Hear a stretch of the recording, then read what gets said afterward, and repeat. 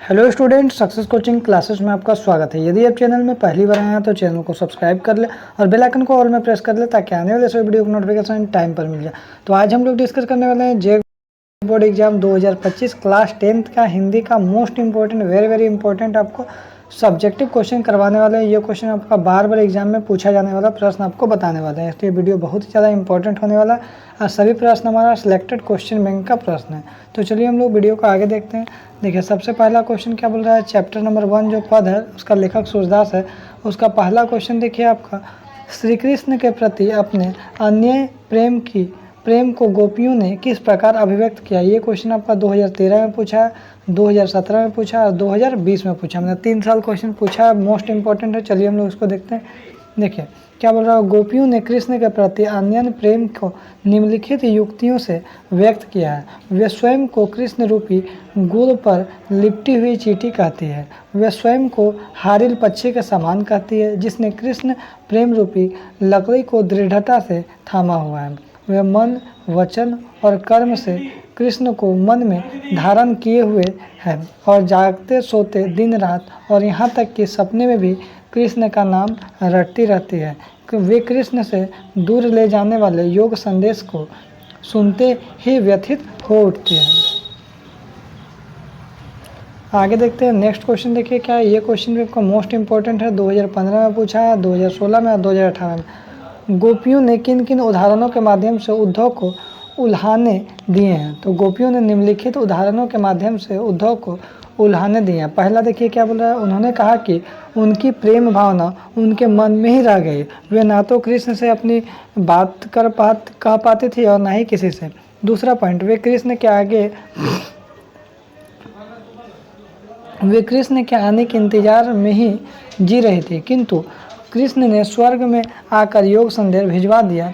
इससे उनकी विरह व्यवस्था और अधिक बढ़ गई। तीसरा पॉइंट यहाँ पर क्या है, वे कृष्ण की रक्षा की गुहार लगाना चाह रहे थे, वहाँ से प्रेम के संदेश चाह रहे थे, परंतु वहीं से योग संदेश की धारा को आया देखकर उनकी दिल टूट गया। आगे देखिए, वे कृष्ण से अपेक्षा करते थे कि उनके प्रेम की मर्यादा को रखेंगे, वे उनके प्रेम का बदला प्रेम से देंगे, किंतु उन्होंने योग संदेश भेजकर प्रेम की मर्यादा ही तोड़ डाली।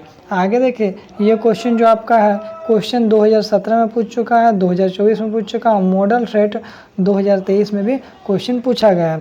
गोपियों के अनुसार राजा का धर्म क्या होना चाहिए। तो गोपियों के अनुसार राजा का धर्म यह होना चाहिए कि वह प्रजा को अन्याय से बचाए और उन्हें सताए जाने से रोके। आगे देखिए, ये क्वेश्चन मोस्ट इंपॉर्टेंट ये भी है, 2016 में पूछा है। पठित पदों के आधार पर गोपियों का योग साधना के प्रति दृष्टिकोण क्या है। तो याद रखिएगा, गोपियाँ योग साधना को जीवन की निरस्ता और निष्ठुरता लाने वाली मानती है। योग संदेश योग ज्ञान का रास्ता अग्नि के समान जलने वाला और घोर दुख देने वाला है। योग साधना को अपनाने की बातें उनकी विरह अग्नि को और अधिक बढ़ा देती है। योग साधना की बातें उन्हें कड़वी ककड़ी के समान अग्रहणीय लगती है। योग साधना उन्हें एक ऐसे रोग के समान लगता है जिसे उन्होंने पहले कभी ना देखा हो, ना सुना हो, ना कभी किया हो। आगे देखते हैं, बोल रहा है क्वेश्चन देखिए, संकलित पदों को ध्यान में रखते हुए सूरदास के भ्रमर गीत का मुख्य विशेषताएं लिखिए। ये भी क्वेश्चन 2016 में पूछा है। तो देखिए क्या बोल रहा है, संकलित पदों को ध्यान में रखते हुए सूरदास ने भ्रमर गीत की कई विशेषताओं को अंकित किया है। सर्वप्रथम तो व्यंग का भाव एक झलकता है। गोपियाँ उद्धव पर व्यंग बाण छोड़ती हुई कहती है कि उद्धव कभी प्रेम के धागे में बंधे होते तो कभी विरह की वेदना के विषय में जानते। दूसरे, गोपियों की व्यवस्था का भाव झलकता है। उद्धव द्वारा योग संदेश के विषय में बताने और गोपियों की कृष्ण से मिलन की आस की छूट जाती है। तीसरे, सूरदास ने गोपियों की कृष्ण के प्रति अन्यन भक्ति का चित्रण किया। उन्होंने हारिल पक्षी की लकड़ी के समान कृष्ण के प्रति एक निष्ठा प्रेम का परिचय दिया और उन्हीं से अपना विश्वास प्रकट किया।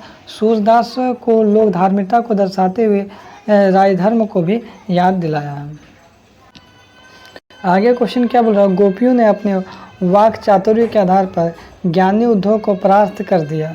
उनके वाक चातुर्य की विशेषता लिखिए। ये क्वेश्चन 2009 में, 2011 में, 2013 में और 2015 में क्वेश्चन पूछ चुका है।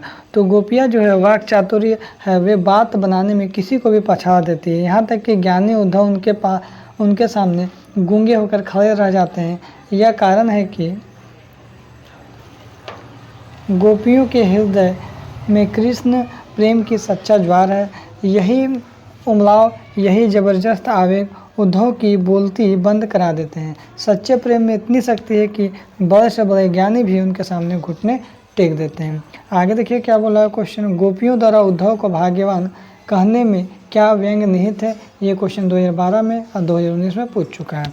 गोपियों द्वारा उद्धव को भाग्यवान कहने में यह व्यंग निहित है कि उद्धव वास्तव में भाग्यवान न होकर अति भाग्यहीन है। वे कृष्ण रूपी अद्वितीय सौंदर्य और प्रेम रस के सागर में संध्या में रहते हुए भी उस असीम आनंद से वंचित है। वे प्रेम बंधन में बंधन एवं मन के प्रेम में अनुरक्त होने की सुखद अनुभूति से पूर्णतः अपरिचित है।